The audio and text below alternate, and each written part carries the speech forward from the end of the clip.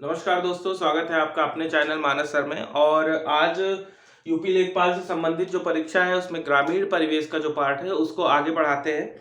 और उसमें जो आज का टॉपिक है वो है ग्रामीण राजस्व प्रशासन से संबंधित मुख्य दस्तावेज जो लेखपाल के द्वारा मुख्यतः यूज किए जाते हैं। तो उत्तर प्रदेश राजस्व संहिता 2016 के अनुसार निम्नलिखित दस्तावेज लेखपाल के द्वारा अनुरक्षित किए जाते हैं, जिसमें धारा 30 के अंतर्गत नक्शा एवं खसरा का रिकॉर्ड, जिनके सबके बारे में बताऊंगा। धारा 31 के अंतर्गत खतौनी अथवा इसी को हम क्या बोलते हैं, अधिकार प्रलेख। खतौनी अथवा अधिकार प्रलेख से संबंधित दस्तावेज, खतौनी को जमाबंदी भी कहा जाता है, खतौनी को जमाबंदी भी कहा जाता है, ठीक है। और धारा 41 के अंतर्गत किसान बही, धारा 41 के अंतर्गत किसान बही, ठीक है। धारा 41 के अंतर्गत किसान बही। तो उत्तर प्रदेश राजस्व संहिता 2016 के अनुसार निम्नलिखित दस्तावेज लेखपाल के द्वारा अनुरक्षित किए जाते हैं, जिसमें पहला आता है धारा 30 के अंतर्गत नक्शा एवं खसरा का रिकॉर्ड। धारा 31 के अंतर्गत खतौनी, जिसको हम अधिकार प्रलेख भी बोलते हैं। और धारा 41 के अंतर्गत किसान बही। खतौनी को हम जमाबंदी भी कहते हैं। गांव का नक्शा या सजरा, ये भी एक रिकॉर्ड होता है जो लेखपाल के पास होता है। इसमें गांव की कृषि, किस चीज की खेती हो रही है, गन्ना, गेहूं, धान या विभिन्न प्रकार की जो भी फसलें उगाई जाती हैं, तो गांव की कृषि एवं आबादी की भूमि का नक्शा। जो भी गांव है, सपोज करिए ये एक गांव का नक्शा बनाया गया, उसमें किस भाग पे कृषि की जा रही है और किस भाग पे लोग रह रहे हैं, इसको हम नक्शा या सजरा में लेखपाल जो है वो दिखाता है, प्रदर्शित करता है। इसमें गांव की सीमाएं और चौहद्दी, गांव की सीमा कह सकते हैं या चौहद्दी भी अंकित होती है। गांव की सीमा कितनी है, ये जो गांव कोई भी फलाना एक गांव है, मान लीजिए गांव का नाम है ए, तो इसकी सीमाएं क्या है या इसकी चौहद्दी कहां तक है, वो भी नक्शा या सजरा उसको हम कहते हैं, उसमें अंकित होती है। ये मूल रूप से एक कपड़े पर तैयार किया जाता है, एक कपड़ा जिससे कि वो उसकी लाइफ ज्यादा रहे, एक कपड़े पे तैयार किया जाता है। इसको लाठा या लट्ठा भी बोलते हैं। इसमें मार्ग अथवा रास्ते, कुएं, तालाब, ग्राम पंचायत की जमीन इत्यादि का भी उल्लेख होता है। गांव में कहां कहां रास्ते हैं, कौन सी गली है, कुएं, तालाब, ग्राम पंचायत, इन सब की जानकारी भी नक्शा या सजरा में लेखपाल द्वारा प्रदर्शित की जाती है। एक गांव की समस्त भूमि को एक छोटे से प्लॉट में बांट दिया जाता है, पूरी भूमि को एक प्लॉट में बांट दिया जाता है और प्रत्येक प्लॉट को एक नंबर दे दिया जाता है लेखपाल के द्वारा, जिसको खसरा संख्या अथवा गाटा संख्या कहते हैं, जिसको खसरा संख्या अथवा गाटा संख्या कहते हैं। तो फिर से देख लीजिए, उत्तर प्रदेश राजस्व संहिता 2016 के अनुसार लेखपाल को ये कुछ प्रमुख दस्तावेज, अभी और आगे मैं बताऊंगा, ये कुछ प्रमुख दस्तावेज हैं जिनको मेंटेन करना रहता है, जिसमें धारा 30 के अंतर्गत आता है नक्शा व खसरा।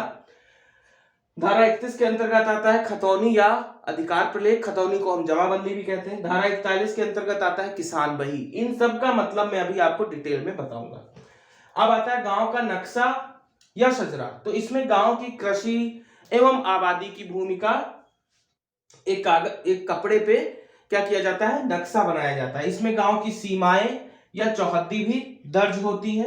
ये मूल रूप से कपड़े पे तैयार किया जाता है, जिसको लाठा या लट्ठा बोलते हैं। इसमें मार्ग अथवा रास्ते, कुएं, तालाब, ग्राम पंचायत की जमीन इत्यादि सबका वर्णन होता है। इसमें क्या किया जाता है कि एक गांव की समस्त भूमि को एक छोटे से प्लॉट में बांट दिया जाता है और उस प्लॉट को एक स्पेसिफिक नंबर दिया जाता है, एक पर्टिकुलर नंबर दिया जाता है, जिसको खसरा संख्या अथवा गाटा संख्या कहते हैं, ठीक है। तो इसका एक स्क्रीनशॉट ले लीजिए।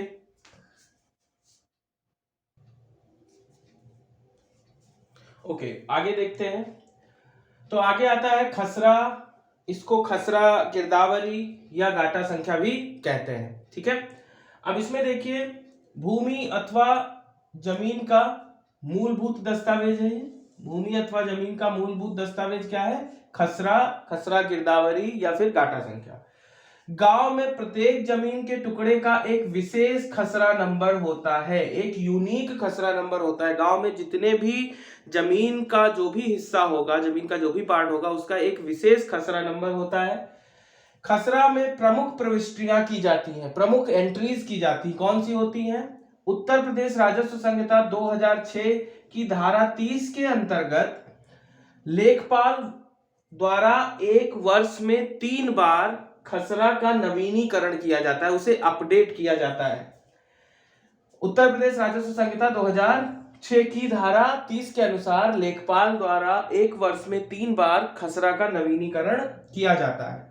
इसमें कृषक की जानकारी, जमीन का क्षेत्रफल, मिट्टी का प्रकार, किस तरीके की मिट्टी है, अम्लीय है, क्षारीय है, मृदा किस तरीके की है, सिंचित अथवा असिंचित, सिंचित है या असिंचित है, मतलब सिंचाई की जा रही है उसमें या सिंचाई नहीं हो रही है, खरीफ की फसल, रबी की फसल और जायद की फसल, इन तीनों फसलों का, ठीक है, रबी की फसल, खरीफ की फसल और जायद की फसल जो वर्ष भर में भिन्न भिन्न महीनों में बोई और काटी जाती हैं। जैसे रबी की फसल को हम इधर सर्दियों में बोते हैं और इधर मार्च अप्रैल में आके, मतलब अक्टूबर नवंबर तक बुआई और मार्च अप्रैल तक कटाई।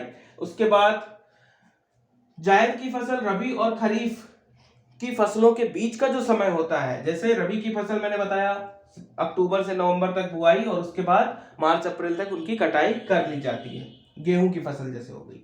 खरीफ की फसल जून तक बुआई, है ना, और अक्टूबर से पहले उसकी कटाई। तो इसके बीच में जो समय होता है उसको जायद फसलों का समय कहा जाता है, जिसमें तरबूज या इस तरीके की जो कम समय में तैयार होने वाली फसलें होती हैं वो बोई जाती हैं। तो इनकी सारी एंट्रीज, सारी प्रविष्टियां लेखपाल द्वारा खसरा या खसरा गिरदावरी या गाटा संख्या में की जाती है। जमीन पर स्थित वृक्ष, टोटल कितने वृक्ष, कितने पेड़ लगे हुए हैं उस भूभाग में, उसकी भी एंट्री लेखपाल द्वारा खसरा या गिरदावरी में की जाती है। खसरा दस्तावेज में कॉलम, ये सवाल पूछा गया है, या खाने या स्तंभों की संख्या 21 होती है, ठीक है। कॉलम जो बने होते हैं टोटल वो 21 होते हैं, ठीक है। इसको रो कहते हैं। अगर इस तरीके से देखें तो ये कॉलम हो गया या स्तंभ हो गया और ये रो हो गया या पंक्ति हो गई। तो स्तंभों की संख्या 21 होती है खसरा में। खसरा दस्तावेज द्वारा जमीन पर अधिकार अथवा मालिकाना हक साबित नहीं किया जा सकता। खसरा दस्तावेज कोई ऐसा एक कागज नहीं है, कागजात नहीं है जिससे आप जमीन पर मालिकाना हक को कर सकें, मतलब उसको जता सकें या साबित कर सकें। तो देखिए, खसरा, खसरा गिरदावरी या गाटा संख्या भूमि अथवा जमीन का मूलभूत दस्तावेज होता है। गांव में प्रत्येक हर एक जमीन के टुकड़े को एक विशेष नंबर दिया जाता है, विशेष संख्या दी जाती है, जिसको हम खसरा नंबर या फिर गाटा संख्या या फिर खसरा गिरदावरी नंबर कहते हैं। इसके अंतर्गत हम क्या करते हैं, लेखपाल द्वारा एक वर्ष में 3 बार प्रविष्टियां की जाती है खसरा में, या खसरा को 3 बार अपडेट किया जाता है।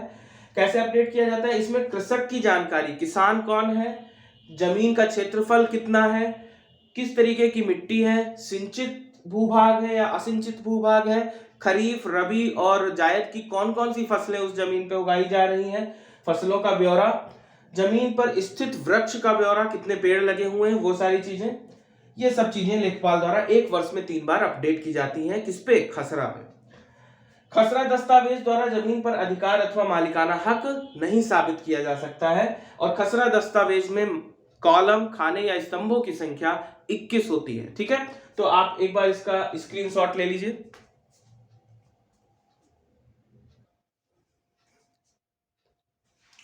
ठीक है, अब इसमें आगे आते हैं। जो अगला प्रमुख दस्तावेज है जो लेखपाल के कार्यों के अंतर्गत आता है और यूज किया जाता है, उसमें अगला आता है खतौनी। अगला जो मुख्य दस्तावेज है वो है खतौनी। इसको जमाबंदी भी कहते हैं, खतौनी या जमाबंदी। उत्तर प्रदेश राजस्व संहिता 2006 की धारा 31 खसरा के बारे में वर्णन था धारा 30 में। इसमें धारा 31 में यह वर्णन है कि यह एक अधिकार प्रलेख है, मतलब इसको मालिकाना हक साबित करने के लिए प्रयोग में लाया जा सकता है। खसरा या खसरा गिरदावरी या गाटा संख्या को नहीं, खतौनी एक ऐसा प्रलेख है जो अधिकार प्रलेख है, ठीक है।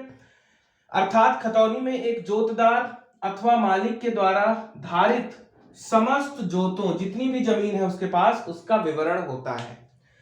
इसे खाता संख्या भी कहते हैं। खतौनी को खाता संख्या भी कहते हैं, जमाबंदी भी कहते हैं।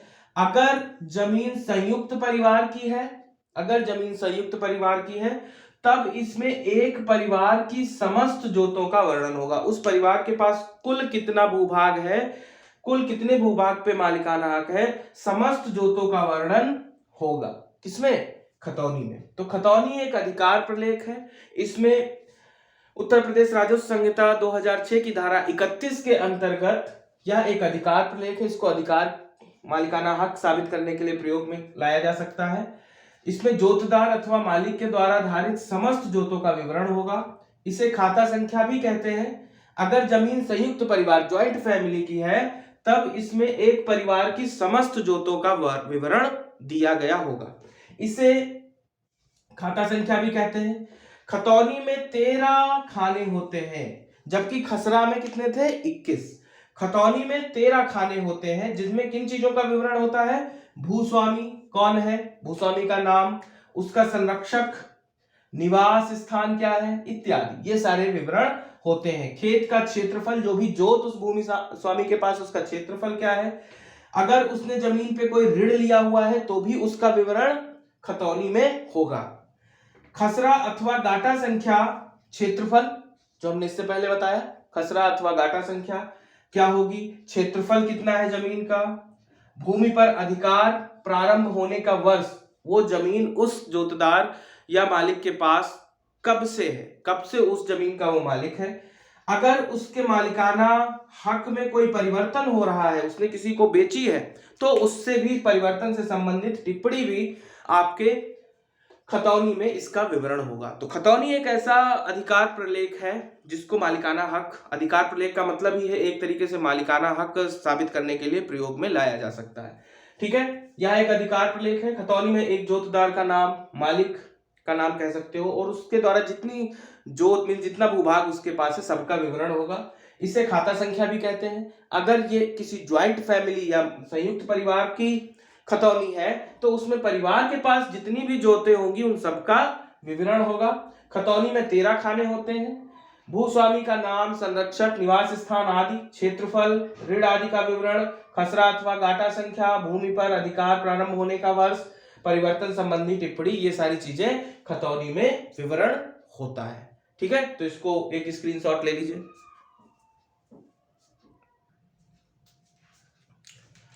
तो लेखपाल से संबंधित जो अगला दस्तावेज है वो है किसान बही। यह एक बैंक के पासबुक के जैसा दस्तावेज होता है, बैंक की पासबुक के जैसा दस्तावेज होता है। प्रत्येक खाता धारक को आवेदन करने पर, अगर वो एप्लीकेशन करके इसकी मांग करता है किसान बही की, तो उसे उपलब्ध कराई जाती है। इसमें जमीन से संबंधित पूरा विवरण होता है किसान बही में। ऋण लेने पर बैंक किसान बही में जानकारी दर्ज कर देते हैं कि किस किसान ने अपनी जोत पे कितना ऋण लिया है, इसकी जानकारी किसान बही में भी होती है। और इसके साथ मैंने जो अभी खतौनी बताया था, उसमें भी ऋण संबंधित विवरण मिलता है। अगला आता है लाल किताब। गांव की समस्त जानकारी इसमें होती है। पेंशनधारियों की संख्या, कितने गांव में पेंशनधारी है, कुएं, तालाब इत्यादि क्या है गांव में, इनकी भी विवरण लाल किताब में होता है। और जन्म मृत्यु का विवरण भी लाल किताब में किया जाता है। तो ये कुछ दस्तावेज है, आप स्क्रीनशॉट ले सकते हैं। किसान बही या बैंक पासबुक जैसा दस्तावेज है, प्रत्येक खाता धारक को आवेदन करने पर उपलब्ध हो जाती है। जमीन से संबंधित विवरण इसमें होते हैं।